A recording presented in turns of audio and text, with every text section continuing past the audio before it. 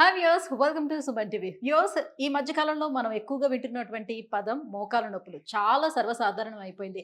Diabetes ఎలా అయితే చాలా సాధారణంగా మనం వింటూ ఉన్నామో, ఈ మోకాలు నొప్పులు కూడా అలాగే సర్వసాధారణంగా అయిపోయినాయి. సో 30 ఏళ్ళు వచ్చేటప్పటికి ప్రతి ఒక్కరు కూడా మోకాలు నొప్పులు వస్తున్నాయని కంప్లైంట్ చేస్తూ వస్తున్నారు. అయితే ఈ మోకాలులోని ఆ స్ట్రక్చర్ ఏ రకంగా ఉంటుంది? మోకాల్లోనే ఎలాంటి ఆహ్, ఇబ్బందులు వచ్చే అవకాశం ఉంటుంది? సో ఎలాంటి డిసీజెస్ ఉంటాయి? కేవలం మోకాలు నొప్పులు అంటే కేవలం కాటిలే జరిగిపోవడం, గుజ్జు జరిగిపోవడం ఇది మాత్రమే కాదు కదా! సో ఇంకా ఎలాంటి ప్రాబ్లమ్స్ ఉంటాయి? ఇవన్నీ కూడా చాలా నీట్‌గా ఎక్స్‌ప్లెయిన్ చేసేందుకు మనతో పాటు ఉన్నారు డాక్టర్ సుధీర్ ధారా గారు from Epione pain management Jubilee Hills నుంచి. Hello sir. హాయ్ అండి. యాహ్! సార్, సో కొత్త కాన్సెప్ట్.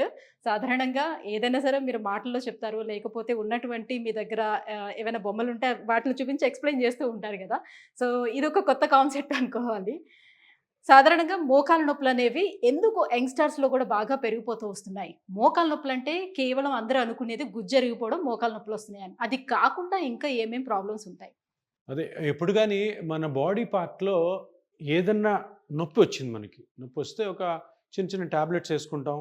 ఒక వారం చూస్తాం. 10 రోజులు చూస్తాం. తర్వాత ఆ నొప్పి తగ్గట్లేదు. ఏది ట్రీట్మెంట్‌తో పాటు అంటే టాబ్లెట్లు యేసుకుంటూ, ఎక్సర్సైజ్‌లు చేసుకుంటూ, రెస్ట్ ఇచ్చినా కూడా తగ్గకపోతే వెంటనే మనం చేయాల్సిందేంటంటే, అసలు ఆ పార్ట్‌లో ఏం జరుగుతుంది? తప్పకుండా తెలుసుకోవాలి. మోకాలు నొప్పి వచ్చింది అంటే మోకాలులో ఏదో ఒక డ్యామేజ్ అయితేనే కదా నొప్పొచ్చేది. ఆ డ్యామేజ్ పార్ట్స్ ఏమేమి ఉంటాయి? అసలు మోకాలులో ఏ స్ట్రక్చర్స్ ఉంటాయి? ఏ స్ట్రక్చర్స్ డ్యామేజ్ అవ్వడం వల్ల నొప్పొస్తది? ఏ స్ట్రక్చర్స్ డ్యామేజ్ అవ్వడం వల్ల కొన్ని సార్లు నొప్పే రాదు అన్నది ఇంపార్టెంట్. అంటే అది డాక్టర్లు డ్యామేజ్ అయినా చూసుకుంటారు. కూడా పెయిన్‌లెస్‌గా ఉంటుంది. అంటే ఇప్పుడు మోకాలికి మనము ఎంఆర్ఐ తీసాం. దాంట్లో 10 ఫైండింగ్స్ ఇచ్చుంటారు రేడియాలిస్ట్. హ్మ్. ఇప్పుడు మనమేమో డాక్టర్‌గా ఏం చేయాలి? అసలు ఏ పార్ట్ వల్ల నొప్పొస్తుంది? నొప్పి రాని పార్ట్ డ్యామేజ్ అయినా కూడాను మీరు దాన్ని ట్రీట్ చేస్తే వేస్ట్. అంతే గదా! అంతే కదా! హ్మ్. ఇప్పుడు 4 ఉన్నాయి. 2 నొప్పి కలుగు చేసేవి, 2 నొప్పి కలుగు చేయనివి, 4 డ్యామేజ్ అయినాయి. మనము నొప్పి కలుగు చేసేవి ట్రీట్ ఆ చేయకుండా రెండిటికి వీటిని ట్రీట్ చేస్తే నొప్పి తగ్గదు. ఇట్లా చాలా జరుగుతున్నాయి. ఓకే. హ్మ్. చాలా ట్రీట్మెంట్స్ అట్లా జరుగుతున్నాయి కాబట్టి వాళ్ళ ట్రీట్మెంట్ అయిన తర్వాత నా నొప్పి ఎందుకు తగ్గట్లేదు అంటే కరెక్ట్‌గా కనుక్కోవాలి. ఇప్పుడు హ్మ్. మనము మోకాలులో అసలు ఏం స్ట్రక్చర్స్ ఉంటాయి? మోకాలు బోలాబాలా జాయింట్ అంటాం. అంటే పెద్ద జాయింట్ హ్మ్. బట్ కాంప్లికేటెడ్ కాదు. ఓకే. స్ట్రక్చర్స్ అన్ని పెద్ద పెద్దగా ఉంటాయి. ఏ స్ట్రక్చర్ నుంచి పెయిన్ వస్తుందన్నది ఇట్టే కనిపెట్టేయచ్చు హ్మ్. చిన్న స్కాన్ తోటి. సో ఇప్పుడు మోకాలు అంటే ఒకటొచ్చేసి తొడ ఎముక, కింద కాలు ఎముక. ఈ రెండిటి మధ్యలో ఉన్నదే మోకాలు. మోకీలు జాయింట్ అంటాం. ఇది తొడ ఎముక.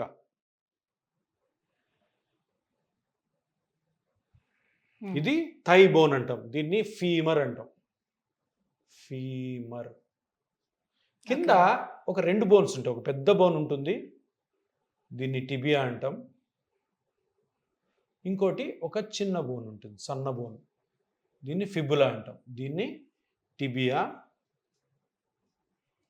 ఇది ఫిబులా. ఓకే. సో ఇవి 2 కలిసి ఇలా ఈ ఉంటాయి. 3 ఓకే. కలిసి ఆ! యాహ్! ఫీమర్, తొడబోను, కాల్లో 2 ఉంటాయి. హ్మ్. Tibia and fibula. ఇది మధ్యలో ఉన్నదే జాయింట్. ఓకే. సో మధ్యలో ఏముంటాయి? జాయింట్ అంటే జాయింట్ స్పేస్. జాయింట్ స్పేస్ అంటే జాయింట్‌లో గ్యాప్. ఈ గ్యాప్ ఎందుకుండాలి? 2 బోన్స్ మధ్యలో మూవ్‌మెంట్ కోసం. చూడండి ఈ మూవ్‌మెంట్ ఉంది. నడవాలి, పరిగెత్తాలి, కాలు హ్మ్. ఇట్లా అనాలా. ఈ మూవ్‌మెంట్స్ అన్నిటి కోసము 2 ఎముకల మధ్యలో గ్యాప్ ఉందనుకోండి అప్పుడే మూవ్‌మెంట్ ఉంటది. ఇప్పుడు ఈ మోకాలు అరిగిపోయింది అంటే ఏంటి అంటే ఈ గ్యాప్‌లో ప్రాబ్లమ్. హ్మ్. ఈ 2 ఎముకల్లో ప్రాబ్లమ్ ఉండదు. హ్మ్. ఈ తొడ ఎముక, కాలు ఎముకలో ఎప్పుడు ప్రాబ్లమ్ ఉండదు. దీంట్లో ప్రాబ్లమ్ రావాలంటే ఈ మజిల్స్, ఈ బోన్స్ ఫ్రాక్చర్ అవ్వాలి. అదర్‌వైజ్ అవి అరగవు. వాటిలో ప్రాబ్లమ్ అవుద్ది. ఈ ప్రాబ్లమ్ మొత్తం వచ్చేది ఈ గ్యాప్‌లో. ఇక్కడ గ్యాప్ ఉంది చూసారా? ఇక్కడి నుంచి ఈ గ్యాప్‌లోనే ప్రాబ్లమ్ వస్తది. ఇదే మోకాలు అరుగుదల, మోకీలు ప్రాబ్లము, దానికి పెద్ద పెద్ద ట్రీట్మెంట్‌లు. సో ఇక్కడ ఏముంటాయి? అంటే ఈ గ్యాప్ అంటే ఓన్లీ ఖాళీ ప్లేస్ ఉంటదా? కాదు. ఈ గ్యాప్‌లోను బోను హార్డ్ పార్ట్ కదా! దీంట్లో మెత్తటి పదార్థాలు ఉంటాయి. Soft tissue. హ్మ్. దాంట్లో ముఖ్యమైనది కార్టిలేజ్. ఇలా ఉంటుంది. ఇలాగా ప్లస్ ఈ బోన్ మీద ఇలా ఉంటుంది. ఇది కుషన్. ఓకే. ఇదంతా కుషన్. సో ఈ కుషను కరెక్ట్‌గా ఉంటే హ్మ్. మనకి మూమెంట్స్ అన్ని షాక్ అబ్జార్బర్ లా ఉంటుంది. ఓకే. ఇప్పుడు నేను ఇట్లా పెట్టాను, బోన్ టచ్ అవ్వట్లే, ఎందుకు మధ్యలో కుషన్ ఉంది. అదే కుషన్ అరిగిపోయింది అనుకోండి, నేను ఇట్లా పెట్టగానే నాకు నొప్పి వస్తుంది. అబ్బా, అర్థమైందా? సో అదే జరుగుతుంది. ఇప్పుడు ఎవరైనా మోకాలు అరిగిపోయిన వాళ్ళు నడక చూండి అట్లా అంటారు, ఎందుకు బరువు ఎయిర్ దాని మీద రెండు తగులుతుంటాయి. సో అందుకని అట్లా అంటే బాడీ వెయిట్ని మోకాల మీద పట్టిన ఈ అప్పర్ బాడీ మీదకి ఇట్లా అని చేస్తారు అనమాట. నడక చూడండి ఇట్లా నడుస్తుంటారు. సో మోకీలు ఆర్ మోకాలులో ఉన్న మెత్తటి పదార్థాలు ముఖ్యమైనది కార్టిలేజ్, గుజ్జు. ఇది కార్టిలేజ్, ఇది అరిగిపోవడం. దీనివల్లనే నొప్పి వస్తుంది. ఇంకా కొన్ని నొప్పి కలిగించే పార్ట్స్ మీరు అడిగారు కదా, గుజ్జు గుజ్జు గుజ్జు అంటారు. గుజ్జేనా వేరే లేదు, వేరే పార్ట్స్ కూడా ఉన్నాయి. ఈ పక్కన లిగమెంట్స్ ఉంటాయి, ఇట్లా కొల్లేటరల్ లిగమెంట్స్ అంటారు. కొల్లేటరల్ లిగమెంట్స్, వీటి వల్ల కూడాను అప్పుడప్పుడు నొప్పి రావచ్చు. ఈ మధ్యలో మెనిస్కస్ అని ఉంటుంది. మెనిస్కస్ ఇది కూడా డ్యామేజ్ అవుతుందా? ఇది కూడా డ్యామేజ్ అవుతుంది.